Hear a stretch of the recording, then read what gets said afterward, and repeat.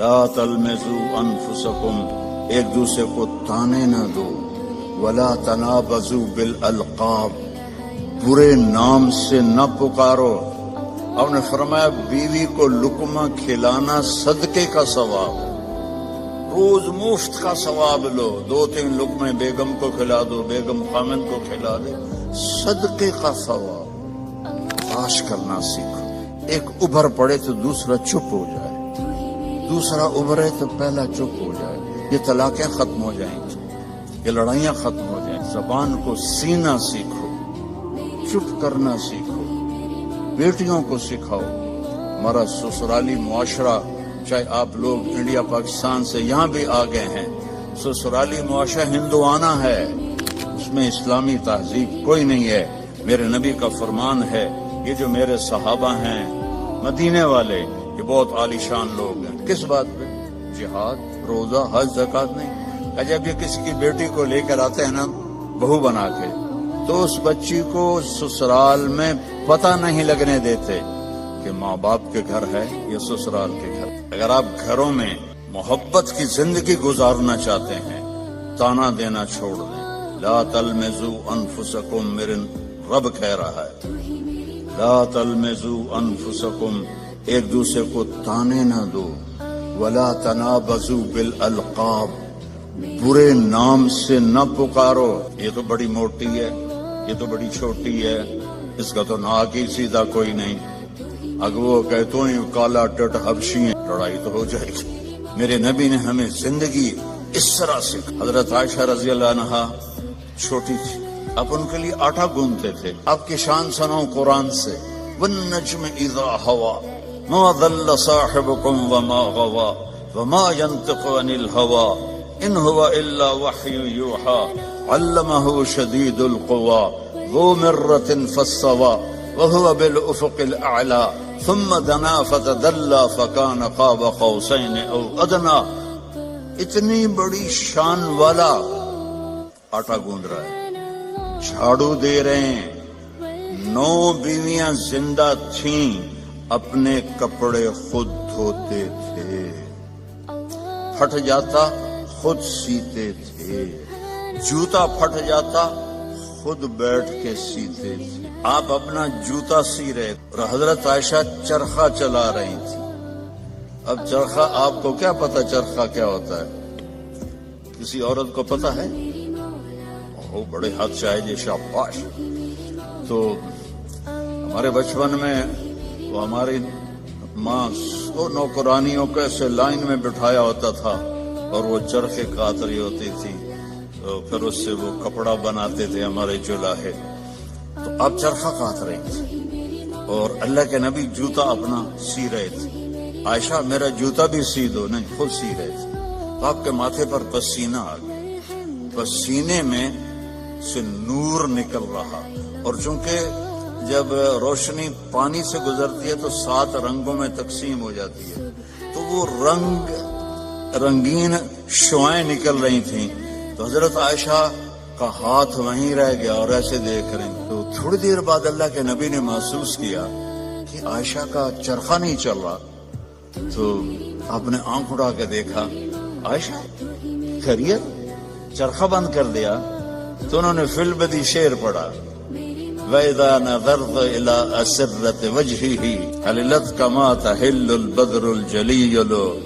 میں جب آپ کے ماتھا انور کو میں نے دیکھا تو مجھے لگا جیسے 14ویں کے چاند سے روشنی نکل رہی ہے۔ تو آپ نے کہا عائشہ تو نے مجھے خوش کر دیا۔ تو آپ اپنا سامنے بیٹھ کے جوتا گانٹ رہے ہیں، حضرت عائشہ سے نہیں فرما رہے کہ اس کو ٹھیک کر دیں، محبت کے طور پر ان کو لقمے کھلا رہے ہیں۔ آپ نے فرمایا بیوی کو لقمہ کھلانا صدقے کا ثواب ہے، روز مفت کا ثواب لو، 2-3 لقمے بیگم کو کھلا دو، بیگم خامن کو کھلا دے، صدقے کا ثواب۔ یہ میرے نبی نے ہمیں گھر کی زندگی سکھائی، یہ گھر کی زندگی ہے، اور آپ میاں بیوی کے ذمے ہے ایک دوسرے کو اظہار محبت کرو۔ رشتے محبت کا اظہار سے پلتے ہیں۔ ایک آپ کو واقعہ سناتا ہوں۔ عرب میں بیوی سے عشق کا بتانا بہت عیب تھا. ہمارے ملک میں بھی ہے، رن مرید ہو گیا تو رن مرید ہو گیا، بیوی دے پیچھے لگ گیا. اور گرل فرینڈ کے لیے اشعار تھے، اشعار کھلم کھلا شعر پڑھتے تھے. ہم کو 2-4 شعر سناتا ہوں. وَهَلْ تَبْكِينَ لَيْلَا، لیلا مجنو کا نام تو سنا ہوا نا. تو یہ مجنو تو ہمارے یہاں مشہور، اس کا نام تھا توبہ. توبہ کم توبہ لا نہیں کی تھی، نہ توبہ ہے یودا. قبیلہ اس کا خفاجی تھا اور لیلا کا قبیلہ اخیلیہ تھا. تو کھلم کھلا کہہ رہا ہے وَهَلْ تَبْكِينَ لَيْلَا إِذَا مِتُّ قَبْلَهَا وَقَامَ عَلَى قَبْرِ النِّسَاءُ النَّوَائِحُ. یہ ایک شعر ہو گیا، اس میں لیلا کا نام. كَمَا لَوْ أَصَابَ الْمَوْتُ لَيْلَا بَكَيْتُهَا وَجَادَ لَهَا دَمْعٌ مِّنَ الْعَيْنِ صَافِحُ. کوئی شرم نہیں آ رہی اسے کہ وہ ایک جس لڑکی سے وہ شادی بھی نہیں ہوئی اس کے لیے وہ شعر پڑھ رہا ہے. اور بیوی توبہ توبہ توبہ. اب اس ماحول میں آپ مسجد نبوی میں بیٹھے ہیں اور مجمع بیٹھا ہوا ہے اور ایک شخص آتا ہے، وہ آپ سے زور سے پوچھتا ہے من احب الناس الیک یا رسول اللہ، آپ کو سب سے زیادہ کس سے پیار ہے یا رسول اللہ؟ تو آپ کہتے کان میں کہتے، آپ نے زور سے کہا عائشہ سے مجھے سب سے زیادہ پیار ہے. وہ تو ہل گیا، سارے ہی ہل گئے. ایک ہی نبیوں کے بیوی نال ایڈا عشق. تو انہوں نے فوراً بات بدلی، نہیں نہیں نہیں یا رسول اللہ، میرا مطلب ہے مردوں میں سب سے زیادہ کس سے پیار ہے. تو آپ کو پتا چل گیا نو گل ہضم نہیں ہوئی. آپ نے کہنا تھا ابو بکر سے، تو آپ نے فرمایا عائشہ کے ابا سے مجھے اس کے بعد سب سے زیادہ پیار. یہ زندگی ہے، اللہ کی قسم اس سے کوئی پیسہ نہیں لگتا اور آپ کی زندگی خوشحال ہو جائے. برداشت کرنا سیکھو. ایک ابھر پڑے تو دوسرا چپ ہو جائے، دوسرا ابھرے تو پہلا چپ ہو جائے. یہ طلاقیں ختم ہو جائیں گی، یہ لڑائیاں ختم ہو جائیں گی. زبان کو سینا سیکھو، چپ کرنا سیکھو. بیٹیوں کو سکھاؤ. ہمارا سسرالی معاشرہ، چاہے آپ لوگ انڈیا پاکستان سے یہاں بھی آ گئے ہیں، سسرالی معاشرہ ہندوانہ ہے، اس میں اسلامی تہذیب کوئی نہیں ہے. میرے نبی کا فرمان ہے، یہ جو میرے صحابہ ہیں مدینے والے، یہ بہت عالی شان لوگ ہیں. کس بات پہ؟ جہاد، روزہ، حج، زکوٰۃ نہیں. جب یہ کسی کی بیٹی کو لے کر آتے ہیں نا بہو بنا کے، تو اس بچی کو سسرال میں پتہ نہیں لگنے دیتے کہ ماں باپ کے گھر ہے یا سسرال کے گھر. اور ہمارے ماحول میں آتے ہی ٹیسٹ شروع ہو جائے. میں آپ کو اپنے گھر کا لطیفہ سناتا ہوں. شروع سے نوکر چاکروں میں اللہ نے رزق دیا، ماں باپ کی طفیل اللہ نے ایک اچھے گھرانے میں پیدا کیا، بڑے خاندان میں رزق کی فراوانی. ہمارے والد میری ماں کو چولہے پہ نہیں بیٹھنے دیتے، نوکرانیاں کریں، نوکر کریں. ٹھیک ہے، میری شادی ہو گئی. میری بیوی تھی شہر سے، فیصل آباد سے، میں ملتان کے پاس میرا گاؤں. لینگویج بالکل مختلف، ہماری بڑی ٹھیٹ اور کڑکتی ہوئی لینگویج تھی. تو بیچاری ویسی گھبرائی رہتی تھی. اب ماسیاں چاچیاں کٹھی ہو گئی.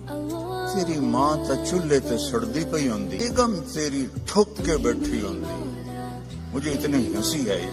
میں کہا میری ماں چولہے تے کداں سڑی ہے، میں بھی تھائیں پیدا ہوئی. میری ماں تا چولہے تے بندھی نہیں. میری ماں کو روٹی پکانے بھی پوری نہیں آتی تھی، سالن بنانا بھی پورا نہیں آتا تھا کہ میرے ابا جی ان کو کام نہیں کرنے دیتے تھے. نوکرانیاں تھی، نوکر تھے. اب وہ کہہ رہی تیری ماں تا چولہے تے سڑدی پئی ہوندی ہے. اور میری پنجابی سمجھ رہے ہو؟ کوئی گجراتی تو نہیں بیٹھے ہوئے کہ جن کو کیم شو والے. اچھا اردو ترجمہ کروں گا پھر. تیری ماں تا چولہے تے سڑدی پئی ہوندی ہے تے تیری بیوی ٹھک تے پلنگ تے بیٹھی ہوندی ہے. میں ہنس پڑا. میں کہ میں نے دسو تو صحیح کدا میری ماں چولہے تے سڑی ہے. مسورات بزرگ کہہ رہی ہیں تمہاری ماں تو چولہے پہ جل رہی ہوتی ہے، سالن بنا رہی ہوتی ہے، اور تیری بیوی مزے سے بیڈ پر بیٹھی ہوتی ہے، تو تجھے خیال ہی نہیں آتا. میں نے کہا کب میری ماں چولہے پہ جا کے سڑتی جلتی ہے. اسے تو آخری زندگی تک روٹی بنانی نہیں پکاتی تھی پٹھی سدھی، کیونکہ کبھی ابا جی نے ان کو بیٹھنے ہی نہیں دیا تھا. یہ ہمارا سسرالی معاشرہ ہے کہ آتے ہی دلہن کو سینگوں پہ اٹھا لیتے ہیں. وہ گھر چھوڑ کے آئی ہے، ماں باپ چھوڑ کے آئی ہے، بہن بھائی چھوڑ کے آئی ہے، سہیلیاں چھوڑ کے آئی ہے. اسے اپنی بیٹی بناؤ. میں نے اپنی بیٹیوں کو بیاہ دیا ہے تو میں دوسرے کی بیٹی لے کر آیا. میں نے اپنی بیگم سے کہا کہ بیگم تیرے اخلاق کا اب پتہ چلے گا کہ بیٹیوں پر تو مائیں نشاور ہوتی ہیں، بہو پہ جب تو وہ سلوک کرے گی جو بیٹیوں سے کرتی تھی پھر تیرے اخلاق کا سکہ پکا ہے. تو اللہ کے فضل سے میری بیوی نے اس کو کر کے دکھایا، نبھا کے دکھایا.